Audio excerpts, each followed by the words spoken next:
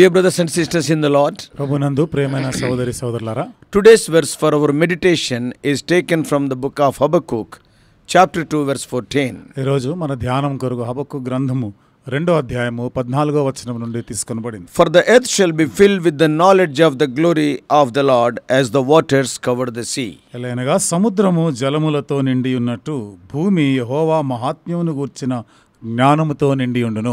Habakkuk chapter 2, verse 14 is a promise. హబక్కూకు గ్రంథము 2వ అధ్యాయం 14వ వచనం ఇది ఒక వాగ్దానం. Let me say it again. మరొకసారి నేను చెప్తాను. The earth will be filled with the knowledge of the glory of the Lord as the waters covers the sea. సముద్రము జలములతో నిండి ఉన్నట్టు భూమి యెహోవా మహాత్మ్యమును గూర్చిన జ్ఞానముతో నిండి ఉండును. Amidst all the challenges that Habakkuk is walking through, హబక్కూకు ఎలాంటి సవాలుతో కూడినటువంటి ఆ పరిస్థితుల గుండా వెళ్తూ and that the people of God are experiencing at this moment in their history, as Habakkuk is writing, this promise suddenly breaks through. ఈ సమయంలో దేవుని ప్రజలైనటువంటి వారు చరిత్రలో ఇలాంటి పరిస్థితుల గుండా వెళ్తుండగా ఈ హబక్కూకు గ్రంథంలో మనం చదువుకున్న ఈ వాగ్దానం ఉన్నట్టు అకస్మాత్తుగా ఈ మాటలు అక్కడ చెప్పబడినట్టు It's చూస్తున్నాం. like a sun rays. ఇది ఒక సూర్యోదయం లాంటిది. Just the light just coming over the horizon, and we are reminded that one day these trials shall pass. ఏ రీతిగా అయితే ఆ వెలుతురు వస్తూ ఉంటుందో ఒక దినాన్న మనకున్న ఈ కష్టాలు ఇవన్నీ కూడా తొలగిపోతాయి. That one day these difficulties will be no more for the people of God. ఒక దినాన్న ఈ కష్టాలు ఇబ్బందులు దేవుని ప్రజలైనటువంటి వారికి ఇక ఏమాత్రం ఉండవు. For all those who trust in God. దేవుని యందు నమ్మిక ఉంచిన వారందరికీ As Christians, we have confidence that a day is coming when the knowledge of the glory of the Lord will cover the earth as the waters covers the sea. క్రైస్తవంగా మనకున్నటువంటి ధైర్యం ఏమిటిదంటే ఇక్కడ ఏ విధంగా సముద్రము జలములతో నిండి ఉంది, భూమి యెహోవా మహాత్మ్యమును గూర్చిన జ్ఞానముతో నిండి ఉంది అనే నిరీక్షణ ఉంటుంది. That day is going to ఆ come. దినము రాబోతా ఉంది. There is coming a day when his glory will fill the whole earth. ఆయన మహిమ భూలోకం అంతటి కూడా నింపబడేటువంటి దినం రాబోతుంది. And the knowledge of his glory, enjoyment of his glory, like waters cover the sea. ఆయన మహిమ యొక్క జ్ఞానము దాన్ని మనం అనుభవించడం అనేది సముద్రము జలములతో నిండి ఉన్నట్టుగా ఉంటుంది. Picture this promise in the New Testament of a new heaven and a new earth coming. ఈ వాగ్దానాన్ని క్రొత్త నిబంధనలో నూతన ఆకాశము నూతన భూమి గురించిన ఆ వాగ్దానంతో మనం అదృశ్యంగా చూస్తే This is what Jesus taught us to pray for. ఇది యేసు ప్రభువారు ఇదే కదా మనకి ఆయన ప్రార్థన చేయాలని నేర్పించింది Your కూడా. kingdom come. నీ రాజ్యము వచ్చును గాక. Your will be done on earth as it is in heaven. నీ చిత్తము పరలోకంలో ఏ విధంగా నెరవేర్చబడుతుందో భూమి మీదను And నెరవేర్చబడును it is గాక. going to happen one day. ఇది ఒక దినాన్న జరగబోతుంది. So Habakkuk 2:14 prays for Jesus' name to be known by all. కాబట్టి హబక్కూకు గ్రంథం 2వ అధ్యాయం 14వ వచనంలో యేసు నామము అందరికీ కూడా తెలియపరచబడాలనే ప్రార్థన. Indeed, Jesus will wipe away every tear from our eyes. అయితే యేసు ప్రభువారు మన కనుల ప్రతి బాష్ప బిందువును కూడా తుడిచివేయనై ఉన్నాడు. He will be praised as Lord and Savior and King by all nations. సమస్త వంశముల ద్వారా ఆయన రాజుగా ప్రభువుగాను ఆయన కీర్తించబడతాడు. All the tribes and all the peoples and all the languages will acknowledge it. సమస్త వంశములు ఆయా రకాల భాషలు మాట్లాడేవారు దేశ జనాలు అందరూ కూడా ఈ మాట ఒప్పుకుంటారు. Because the knowledge of the glory of the Lord will cover the earth. ఎందుకనగా యెహోవా యొక్క మహాత్మ్యమును గురించిన జ్ఞానముతో భూమి అంతా కూడా నిండి ఉంటుంది. That's why we pray the Lord's prayer. అందుకనే మన ప్రభు యొక్క ఆ ప్రార్థనని ప్రార్థన చేస్తుంటాం. Our Father in heaven, పరలోకమందున్న మా తండ్రి, hallowed be your name in all the earth. భూలోకం అంతట కూడా నీ నామము పరిశుద్ధపరచబడును గాక. May your kingdom come. నీ రాజ్యము వచ్చును గాక. May your will be done on earth as it is in heaven. నీ చిత్తము పరలోకంలో ఏ రీతిగా నెరవేర్చబడుతుందో భూమి మీదను నెరవేర్చబడును గాక. Cause your name to be known and exalted and enjoyed as holy in all the earth, over all the earth. కాబట్టి భూలోకం అంతట కూడా నీ పరిశుద్ధ నామము తెలియపరచబడును గాక. And it may be exalted. అది హెచ్చించబడును గాక. People may enjoy it. ప్రజలు దాన్ని అనుభవించుదురు గాక. Oh Lord, cause your kingdom to come. నీ రాజ్యము వచ్చినట్లుగా చేయండి. Your will be done on earth as it is in heaven. నీ చిత్తము పరలోకంలో నెరవేర్చబడుతున్నట్లుగానే భూమి మీద కూడా నెరవేర్చబడును గాక. So this verse prays for Jesus to come to save us from sin. కాబట్టి యేసు ప్రభువారు వచ్చి మన పాపం నుండి రక్షించాలనేటువంటి ప్రార్థన చేస్తున్నట్టు ఈ వచనంలో చూస్తున్నాం. We know that will only happen. It only happen when sin and suffering and death are finally gone. పాపము, శ్రమలు, మరణము అంతిమంగా తొలగించబడినప్పుడే ఇది జరుగుతుంది అన్న సంగతి మనం ఎరుగుదాం. Now that will happen only when Jesus returns. ఇది యేసు ప్రభువారు తిరిగి వచ్చినప్పుడు మాత్రమే జరుగుతుంది. When Revelation 21 and 22 is a reality. ప్రకటన గ్రంథం ఎప్పుడైతే ప్రకటన గ్రంథం 21, 22 ఇవి వాస్తవ రూపం దాలుస్తాయి. So that's why we pray along with Revelation 22, come Lord Jesus, come quickly. అందుకనే ప్రకటన గ్రంథం 22 అధ్యాయంతో పాటు మనం కూడా ఈ ప్రార్థన చేస్తున్నాం, ప్రభు అయిన యేసు రమ్ము, త్వరగా రమ్ము. We pray, come quickly to save us from this world of sin and suffering. ఈ పాపము, శ్రమలతో నిండి ఉన్న ఈ లోకము నుండి మమ్మల్ని రక్షించడానికి రమ్ము అని ప్రార్థన చేస్తాం. Save us from sin in our own lives, and we see it played out in our lives. మా సొంత జీవితాల్లో ఈ పాపం నుండి మాకు విడుదలనివ్వు, మా జీవితం అంతా కూడా ఈ పరిస్థితుల నుండి రక్షించు. And not only from our lives, from our families, from our churches, and from our culture and our country around us. మన జీవితంలోనే కాకుండా మన కుటుంబ జీవితాలు, సంఘ జీవితం, సమాజ జీవితం, మన దేశంలో కూడా వీటిని జరిగించుము. So God, we long to see an end to sin and all of its effects. కాబట్టి దేవుడు ఒక దినాన పాపము, దాని వలన వచ్చే పరిణామాలు, ఫలితాలు ఇవన్నీ కూడా ముగింపు చేయబోతున్నాడు. Oh God, we long for that day when the knowledge of your glory covers the earth like the waters covers the sea. దేవా, ఏ రీతిగా అయితే జలములతో, సముద్రము జలములతో నిండి ఉంటుందో, భూమి యెహోవా మహాత్మ్యం గూర్చిన జ్ఞానంతో నిండి ఉంటుందో ఆ దినం కొరకు వేచి ఉంటుంది. And all the nations will be praising you. సమస్త వంశములు నీ నామమును కీర్తిస్తూ ఉంటారు. See carefully the language Habakkuk uses. హబక్కూకు ఇక్కడ ఉపయోగించిన భాష మీరు జాగ్రత్తగా గమనించండి. Habakkuk does not say that the earth may be or could be filled with the knowledge of the glory of Yahweh. భూమి అంతా కూడా యెహోవా మహాత్మ్యంతో నిండి ఉండబోతుంది, నిండి ఉంటది అని చెప్పడం లేదు. ఉండొచ్చేమో అని చెప్పడం లేదు. But అయితే so the Spirit of God through him says that it shall be, it is a must, it will be sure. దేవుని ఆత్మ ద్వారా చెప్తున్న మాట ఇది నిశ్చయముగా ఖచ్చితంగా నిండి ఉంటుంది అంట. Whatever tumults and hardships, whatever horrors and upheavals, whatever overthrows or traumas, this is where all our created reality is headed to. ఎలాంటి గందరగోళమైనటువంటి పరిస్థితులైనా, భయానకమైన పరిస్థితులు, తిరుగుబాటు కానీ ఏ పరిస్థితులైనా కానీ మనము వీటి ద్వారా మనం సాగి వెళ్ళిపోతున్నాం. One day we are going to face the reality. ఒక దినాన ఈ వాస్తవికతను మనం ఎదుర్కోబోతున్నాం. To be drowned into life by and saturated down to the superstring fibers with the knowledge of the glory of God. One day we are going to enjoy those things. ఒక దినాన వాటన్నిటిని కూడా మనం అనుభవించనే ఉన్నాం.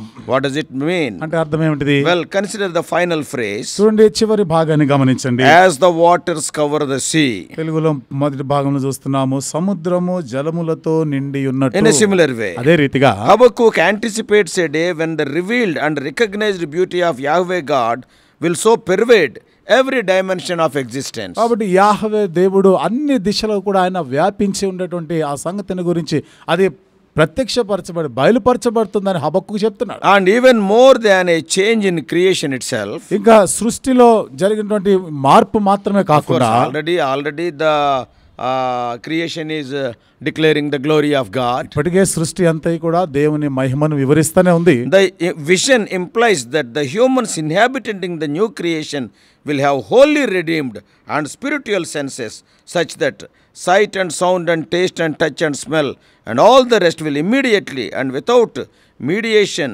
communicate the beauty of God. కాబట్టి దర్శనం ఏమని చెప్తుందంటే దేవుని యొక్క ఆ సౌందర్యాన్ని, ఆ మహిమను అది చూపిస్తుంది, అది ప్రత్యక్షపడుతుంది, వెంటనే ఇది జరగబోతుంది అన్న సంగతి బయలుపరుస్తుంది. Those people are who are redeemed, మరి విమోచించబడినటువంటి ఆ ప్రజలంటువంటి వారందరూ కూడా sight, వారి యొక్క దృష్టి ద్వారా, through their sound, వారి యొక్క స్వరము ద్వారా, to their touch, వారి తాకుట ద్వారా, touch and taste, వారు తాకి రుచించటం వలన, and also smell, అంతేకాకుండా వాసన చూసటం వలన, in other words, మరొక మాటలో చెప్పాలంటే all the senses they will be speaking of the beauty of God. But ఇవన్నీ కూడా దేవుని యొక్క ఆ సౌందర్యాన్ని గురించి మాట్లాడేవి. All the glory and beauty and excellence of God that will saturate all of the creation is nothing other than the name of the God as it is known in the crucified and risen Christ. దేవుని యొక్క మహిమ, దేవుని యొక్క గొప్పతనము, ఆ మహాత్మ్యం ఇదంతా కూడా వివరించబడతాం, తెలియపరచబడతాం. ఏ రీతిగా సిలువ వేయబడి యేసుప్రభు పునరుత్థానుడైనాడు. That is what we read in 2 Corinthians 4:6. ఆ మాట కొరింథీయులకు రాసిన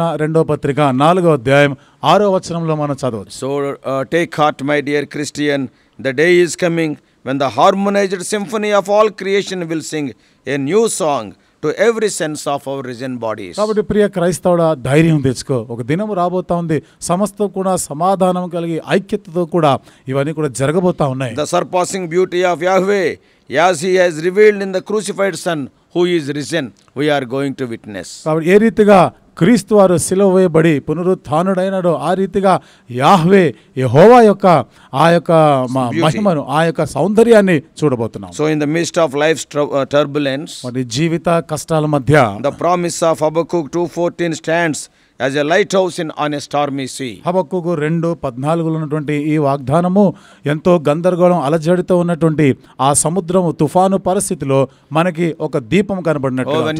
When your boat is struggling in the midst of a great storm in the sea, నీ ఓడ, నీ దోణి ఆ యొక్క తుఫానులో, గొప్ప తుఫానులో, సముద్రంలో చిక్కుబడినట్లుగా ఉన్న పరిస్థితి చూసినప్పుడు you do not know which way to go. ఎక్కడ వెళ్ళాలో దిక్కుతోచనే పరిస్థితిలో ఉన్నప్పుడు, in such a dark situation, అలాంటి ఆ చీకటి పరిస్థితిలో, in such a stormy situation, అలాంటి ఆ తుఫానుతో ఉన్న in పరిస్థితిలో, such a dangerous situation, losing hope on our lives, అలాంటి ప్రమాదకరమైనటువంటి పరిస్థితిలో ప్రాణాలు కూడా ఉంటాయన్న ఆశ వదులుకున్న పరిస్థితి. and at that time, ఆ సమయంలో suddenly if you see a lighthouse, అకస్మాత్తుగా మీరు ఒక వెలుగును చూస్తున్నారు a అనుకోండి, lighthouse in the seashore, ఆ సముద్రంలో మనం చూసిన ఒక లైట్ హౌస్ ని మనం and చూస్తాం. then what a hope. మరి ఎంతటి నిరీక్షణ కలిగిస్తుంది So అది. this Habakkuk 2:14 is like that. హబక్కూకు గ్రంథం 2:14 అలాంటిది. It is a divine assurance that God's glory, his essence and his truth will one day envelop the earth as effortlessly and completely as the waters covers the sea. దేవుని యొక్క సత్యము, దేవుని యొక్క మహాత్మ్యం ఒక దినాన్న ఏ రీతిగా సముద్రము జలములతో నింపబడి ఉందో దేవుని మహిమ ఇట్లా ఆవరించబడి ఉంటుంది. సత్యం అది. This vision is not just about the future. ఈ దర్శనము, ప్రత్యక్షత అనేది కేవలము భవిష్యత్తు కొరకు మాత్రమే Yeah, కాదు. it is a call to action for us today. ఈ రోజు మనము ఆ ప్రకారంగా పని చేయడానికి కొరకైన పిలుపు ఉంది అందులో. So imagine a world saturated with the knowledge of the Lord's glory. చూడండి, ఈ ప్రపంచంలో దేవుని యొక్క మహిమ జ్ఞానంతో నింపబడిన దృశ్యాన్ని మనం చూడొచ్చు. Where every heart and mind is illuminated by his love and grace. ఇక్కడ ప్రతి హృదయ మనస్సు ఆయన యొక్క ప్రేమ, ఆయన యొక్క కృపతో వెలిగించబడి ఉంటుంది. This prophecy tells us to be the vessels of his light. ఈ ప్రవచనము ఆయన వెలుగు యొక్క ఆ పాత్రల గురించి చెప్తా ఉంది. They wants us to be the vessels of light. మనము ఆ యొక్క వెలుగు యొక్క పాత్రలై ఉండాలి అని Actively participating in spreading his glory through acts of love, kindness and justice. ప్రేమ, దయ, నీతి ద్వారా ఆయన మహిమను మనము బయలుపరచబడే వారంగా ఉండాలి అని పిలుపునిస్తాడు. So as we reflect on this promise, ఈ వాగ్దానం వైపుగా మనం చూస్తుండగా let us consider our role in this divine narrative. ఈ దైవికమైనటువంటి వివరణలో మన పాత్రను మనం ఒకసారి తలచుకుంటాం. We are invited not just to witness but to contribute to the spreading of God's glory. మనం కేవలం సాక్షులంగా ఉండడానికి కొరకు మాత్రమే కాకుండా ఆయన మహిమని ప్రచురించే దానిలో భాగమై ఉండాలని కోరుతున్నాం. Not only enjoying by seeing the glory of God, దేవుని మహిమని చూసి కేవలం ఆనందిస్తుండడం but మాత్రమే కాదు, receiving that glory we have to radiate it to others. ఆ మహిమను మనం పొందిన వారమై ఇతరులకు కూడా దానిని ప్రసరింపచేయాలి. So we have to contribute to the spreading of God's glory. కాబట్టి దేవుని యొక్క మహిమను ప్రసరింపజేసే దానిలో మనమును భాగమై How ఉండాలి. it is possible? ఇది ఎట్లా సాధ్యమవుతుంది? Each act of compassion కాబట్టి మనము ఆ జాలితో కూడినటువంటి ఆ క్రియ జరిగించాలి. and also జాలితో చేసే ప్రతి పని, జాలితో చేసే ప్రతి పని, every word of truth we speak, సత్యంతో మాట్లాడే ప్రతి మాట, and our steadfast faith in the face of adversity. ప్రతికూల పరిస్థితుల్లో మనం నిలకడైన స్థిరమైనటువంటి విశ్వాసం కనపరచడం ద్వారా All these things people can see the glory of God in and through us. వీటన్నిటిలో కూడా మనలో, మన ద్వారా ప్రజలు దేవుని మహిమని చూడగలుగుతారు. So today ask yourself, కాబట్టి ఇది నీకు నీవు ప్రశ్న వేసుకో. in what ways can I reflect God's glory in my daily life? నా అనుదిన జీవితంలో ఏ రీతిగా దేవుని యొక్క మహిమను నేను ప్రతిబింబింపజేయగలను? How can I contribute to making the knowledge of God's glory known in my community and beyond? దేవుని యొక్క మహిమ జ్ఞానమును నా సమాజంలో నేను వారందరికి ప్రసరింపజేయలాగిన నా వంతుగా నేనేమి కృషి చేయగలను? We have to examine our life. మన జీవితాలని పరీక్షించుకోవాలి. And we have to live radiating the glory of God. మరి దేవుని యొక్క మహిమను ప్రసరింపజేస్తూ జీవించాలి. May God help us. దేవుడు మనకి సహాయం చేయనుగా. Let us pray. ప్రార్థన చేసుకుందాం. Loving Heavenly Father, ప్రేమగల మా పరలోకపు తండ్రి, it is needless to say everybody knows that we are living in a turbulent world. ప్రభువా, మేము ఎంతో గందరగోళమైన పరిస్థితిలోనే జీవిస్తున్నామని ఇంకా చెప్పవలసిన అవసరం లేదు. Everywhere restlessness, peacelessness, crime rate is increasing. ఎటు చూటినా నెమ్మది లేదు, సమాధానం లేదు, నేరాలు ప్రభా పెరిగిపోతున్న The ప్రపంచం. planet Earth, it is becoming more difficult to live here. ఈ భూగ్రహం పైన జీవించడం బ్రతకడమే కష్టమైపోతుంది. Injustice, all these things are the order of the day. ప్రభు మరి అన్యాయము, అక్రమం ఇవన్నీ కూడా నేటి దినాన సంభవిస్తున్నవి. In the midst of all these things, Habakkuk 2:14 is a wonderful ray of hope. వీటన్నిటి మధ్య హబక్కూకు 2:14 ప్రభు ఒక ఆశా కిరణం లాగా ఉంటుంది. Oh, you are prophesying. దేవా నువ్వు ప్రవచిస్తావు. For the earth shall be filled with the knowledge of the glory of the Lord, not in a simple measure as the waters covers the sea. భూమి దేవుని యొక్క మహిమ మహాత్మ్యం జ్ఞానంతో నింపబడి ఉంటుంది. ఏదో సాధారణ రీతిలో కాకుండా సముద్రము జలములతో నింపబడి ఉన్నట్లుగా ఉంటుంది. Being heavenly people, give us grace so that we may radiate that glory to the people around us. పరలోక ప్రజలముగా ప్రభువా మా చుట్టూ ఉన్నటువంటి ప్రజలైన వారికి నీ వెలుగుని నీ మహిమను మేము ప్రసరింపజేయవారము Through our good deeds, మా యొక్క మంచి క్రియల through వలన, the words we speak, మేము మాట్లాడే మాటల ద్వారా, through our way of living. మా జీవిత విధానం ద్వారా O Lord,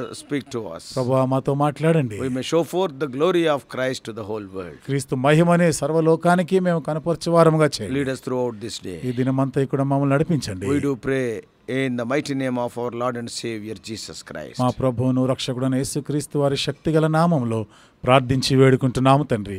ఆమేన్.